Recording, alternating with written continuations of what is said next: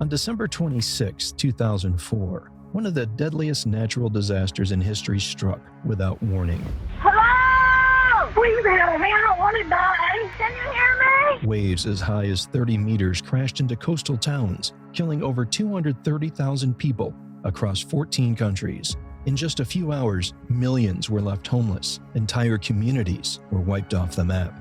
The sheer power of the tsunami, triggered by a massive undersea earthquake, was equal to more than double the explosive force of World War II. But with all the devastation it caused, could the government have helped save more lives? This is the tragic story of the Indian Ocean tsunami. On December 26, 2004, the world witnessed one of the most powerful and devastating natural disasters ever recorded. It all started with an undersea megathrust earthquake just off the western coast of northern Sumatra, Indonesia. This wasn't just any earthquake. It measured a staggering 9.2 on the Richter scale. To put that into perspective, most people feel even a small earthquake in the 4 or 5 range, but a 9.2? That's a whole different level of destructive force. What made this earthquake so catastrophic was the tectonic activity beneath the ocean. You see, it all boils down to the way the Earth's plates move. In this case, the Indian plate was slowly but relentlessly sliding underneath the Burma plate in what's known as a subduction zone. Over time, these two plates got stuck, causing an immense buildup of pressure. Think of it like a rubber band stretching and stretching, just waiting to snap. When that pressure finally released, the Burma plate slipped and the earthquake was unleashed. Now, the real horror of this event wasn't just the shaking ground, but what came after, the tsunami. When the plate slipped, the energy released displaced an unbelievable amount of water, about 30 cubic kilometers. Imagine that for a second. That's like 30 billion tons of water suddenly being shoved out of place. And that movement of water created the tsunami, which tore across the Indian Ocean at terrifying speeds. The energy released from this earthquake was equivalent to about 5 megatons of TNT. If you're wondering how much that is, it's more than double the total explosive power used by all sides during World War II. It's hard to wrap your head around that kind of force, but it helps explain why the tsunami that followed was so destructive. Entire towns were wiped off the map, and the waves traveled thousands of miles, hitting places as far away as Africa. The scale of devastation caused by the 2004 Indian Ocean tsunami is hard to comprehend, especially when you realize it impacted 14 different countries. Among the hardest hit were Indonesia, Sri Lanka, India, Thailand, and the Maldives. In Indonesia alone, the death toll was staggering. Over 170,000 lives lost, most of them in the northern region of Sumatra, which bore the brunt of the first and most powerful waves. Sri Lanka wasn't far behind, with around 35,000 deaths, while India lost over 18,000 people, mostly in the coastal areas of Tamil Nadu. Thailand, a major tourist destination, saw over 8,000 deaths, many of them tourists who had no idea what was coming. Even the Maldives, which is relatively flat and barely above sea level, suffered losses, though on a smaller scale. In total, around 230,000 people lost their lives. Millions more were displaced, left homeless and struggling to survive. Imagine entire towns being wiped out. Homes, schools, hospitals, all gone in a matter of minutes. The economic toll was equally mind-blowing. The cost of the destruction exceeded $10 billion, and for many of these countries, it took years to rebuild, if at all. Some communities were so devastated that rebuilding didn't even seem possible. Beyond the physical destruction, the psychological and social impact on survivors was profound. The people who lived through it faced unimaginable trauma. Entire families were swept away, children were orphaned, and parents lost their kids in an instant. The emotional scars ran deep, with many survivors struggling with anxiety, depression, and post-traumatic stress for years after the disaster. The social fabric of many communities was torn apart as well. When an entire town is gone, so too are the connections between neighbors, the support systems that people rely on in times of crisis. Rebuilding those relationships, along with the physical infrastructure, was a long and painful process. One of the biggest questions people have about the 2004 Indian Ocean tsunami is why it was so deadly. I mean, natural disasters happen all the time, but this one? It was in a league of its own. There are two main reasons why the destruction was so widespread and so fast. First, it was all about proximity to land. The earthquake that triggered the tsunami happened just 160 kilometers off the coast of Sumatra. That's incredibly close when you think about how fast tsunami waves travel. When the ground shook, the first waves hit Sumatra within 20 minutes. That's hardly any time to react or escape. People in coastal towns didn't even have the chance to process what had happened before the water came crashing in. Imagine being there. 1 minute you're going about your day, and the next, a massive wall of water is barreling towards you at the speed of a jetliner. It was instant devastation for anyone in the path of those waves, especially in places like northern Sumatra, which was right in the tsunami's direct line of fire. But the second reason, and maybe the most frustrating one, was the lack of warning systems. Back in 2004, the Indian Ocean didn't have a tsunami detection network like the one in the Pacific Ocean. There were no sensors, no alerts, and no sirens to warn people that a massive wave was on its way. Even though there was some time between the earthquake and when the tsunami hit more distant places like Thailand and Sri Lanka, nobody knew what was coming. If there had been a warning system in place, people could have been alerted and had time to get to higher ground. But without it, they were caught off guard, completely unaware of the danger, until it was too late. After the 2004 Indian Ocean tsunami, the world realized just how unprepared we were for something of that magnitude. People began asking, could this have been prevented? Could more lives have been saved? And while we can't prevent tsunamis themselves, we can definitely be better prepared for them.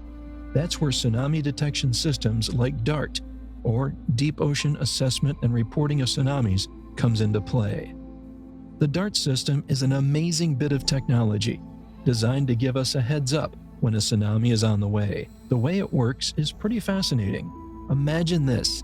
You've got a pressure sensor anchored deep down on the ocean floor, and it's constantly monitoring the pressure of the water above it.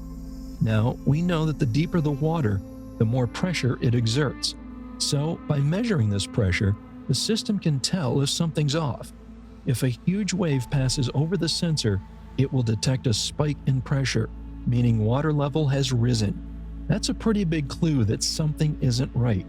When this happens, the sensor sends an alert to a buoy floating on the surface.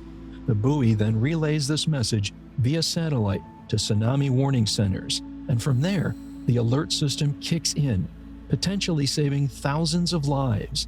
It's a bit like having a lifeguard watching over the entire ocean, ready to blow the whistle at the first sign of trouble. Back in 2004, this system didn't exist in the Indian Ocean.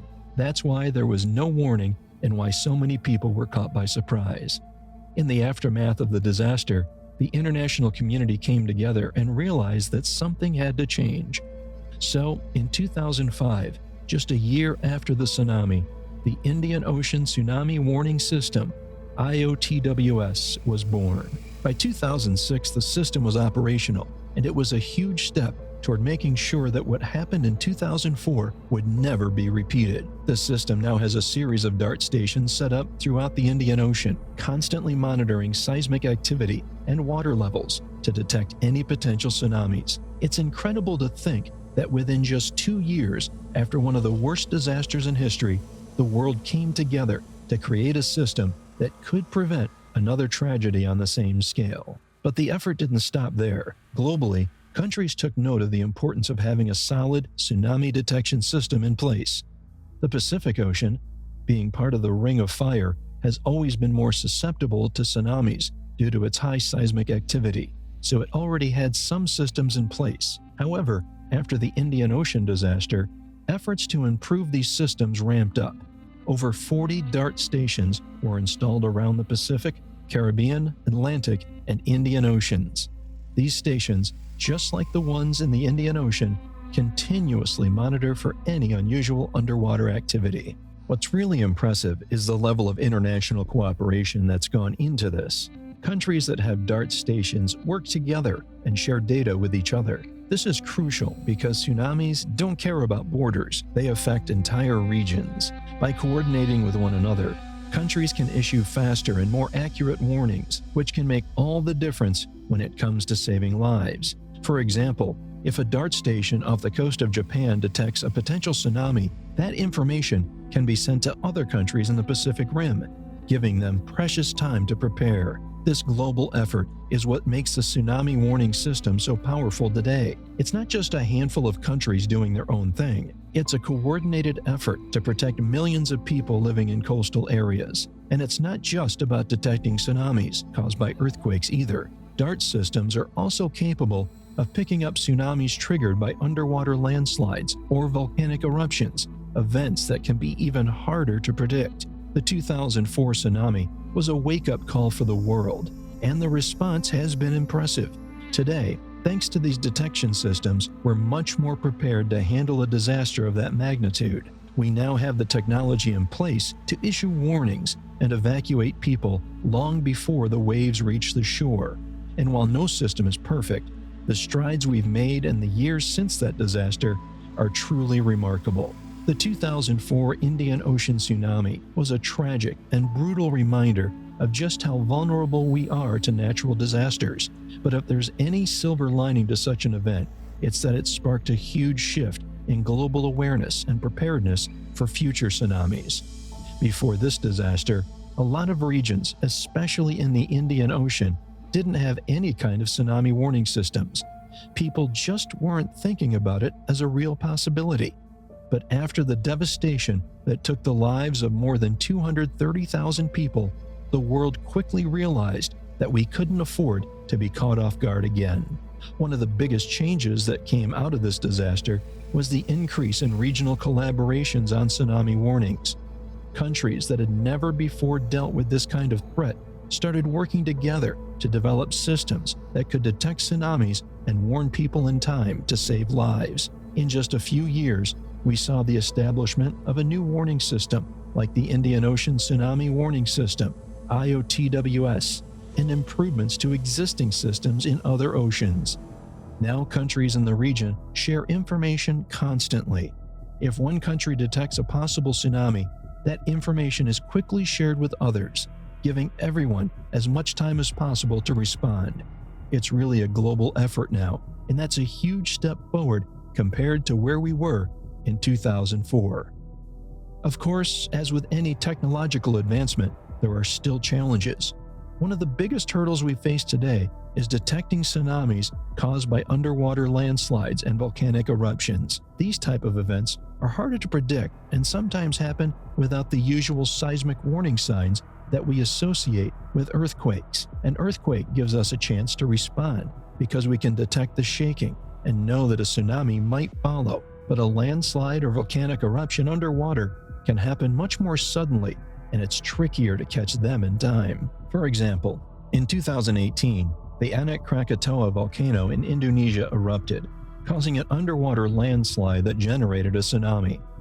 The warning system didn't catch it in time because there wasn't an earthquake to trigger the alarm. Sadly, that tsunami caused hundreds of deaths. So, while we've made massive strides in terms of preparedness and technology, we're still grappling with these types of unpredictable events. It's a reminder that even with all the advancements, nature is still full of surprises. There's an ongoing debate about how we can improve these systems to catch every possible threat. One idea is to expand the number of DART stations, those deep ocean sensors that detect changes in water pressure. The more of those we have, the better coverage we get and the faster we can issue warnings. But there are challenges with that too. DART systems are expensive to install and maintain, and not every country has the resources to fund them. Plus, the ocean is a vast and unpredictable place. There's no way to have sensors everywhere at once. Even if we doubled or tripled the number of DART stations, there would still be gaps. Another area of focus is improving satellite technology and creating better algorithms for detecting unusual ocean activity. Right now, scientists are working on ways to get even more accurate and faster readings from the data we already collect. There's also a push to improve communication systems, especially in remote or less developed areas where people might not have access to the internet or television. Early warning systems are only effective if people can receive the warnings in time and know what to do when disaster strikes. In fact, one of the big lessons from the 2004 tsunami wasn't just about technology, it was about education. In some of the hardest hit areas, there were stories of people who recognized the early signs of a tsunami, like the sudden receding of the shoreline, and were able to escape to higher ground. That kind of knowledge is crucial because in some cases, it's your only line of defense. Now, countries are working to educate their citizens about what to look for and how to respond if a tsunami is coming. It's not just about having a fancy system in place, it's about making sure people know how to use that system and what to do when a warning is issued. Looking back, it's clear that the 2004 tsunami was a turning point in how we think about and prepare for natural disasters. We've come a long way, and the systems we have in place today are light years ahead of where we were back then. But we also have to recognize that we're not invincible. There are still gaps in our knowledge, and nature has a way of throwing curveballs when we least expect it. That's why the conversation about improving technology, expanding detection systems, and educating the public continues. It's not just about preventing the next big tsunami, it's about minimizing the loss of life and giving people the tools they need to protect themselves. So, what are your thoughts on this? Let us know in the comments below.